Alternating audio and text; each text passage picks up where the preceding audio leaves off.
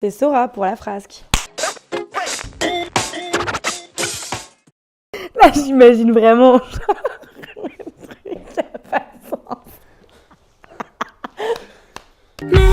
Mystery deep inside, stay away. Eyes closed as cherry blossoms.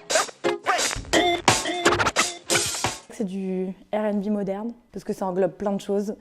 Et comme c'est assez hybride, ça mélange pas mal d'influences néo-soul, jazz, hip-hop. Elle vient d'abord de ce qu'écoutaient mes parents. Mes parents écoutaient beaucoup de musique. J'ai passé beaucoup de temps avec mon père à écouter un tas de musique qu'il écoutait quand il était plus jeune. Passant du rock à la pop, à plein de choses voilà, très variées, quoi. On écoutait beaucoup de funk, de jazz classique, traditionnel. Donc je me suis puisée de ça, je pense, pour avoir une idée assez globale de la musique et pas me spécialiser dans vraiment un style, favoriser le mélange. Franchement, il y en a trop des kings. Je vais pas juste élire un king, ce serait injuste pour les autres. Mais il y en a beaucoup. Bon, après, c'est. Bah, si, franchement, Quincy Jones, j'avoue, pardon. J'ai parlé trop vite.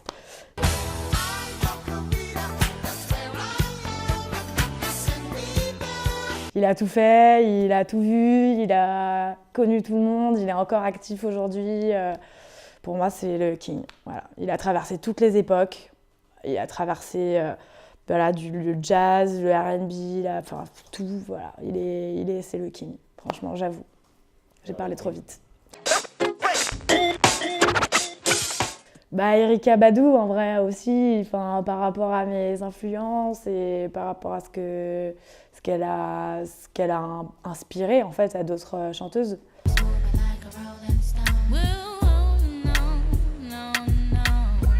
Je pense qu'elle a vraiment ouvert une énorme nouvelle vague voilà, à son époque et encore aujourd'hui. Donc voilà, Queen Erykah.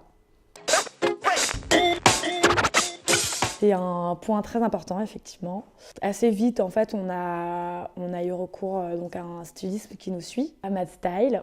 Et donc c'est super qu'on bosse avec lui parce que ça nous allège d'un travail énorme. Comme on est en duo, on a quand même envie que la DA soit cohérente entre nous.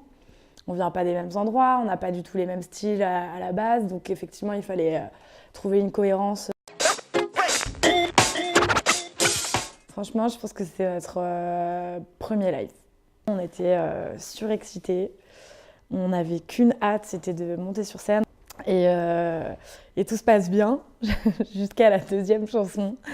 Grosse panne qui a duré 10 minutes. Donc ça a été un défi, mais un défi énorme que de tenir la foule devant moi du point éphémère, donc 300 et quelques personnes. C'était vraiment un super exercice. Et puis à la fin de ce live, on s'est dit ok, ça fait que confirmer en fait voilà, notre envie et notre motivation pour le projet. Positif, optimiste, donner du courage, donner de la force aux gens.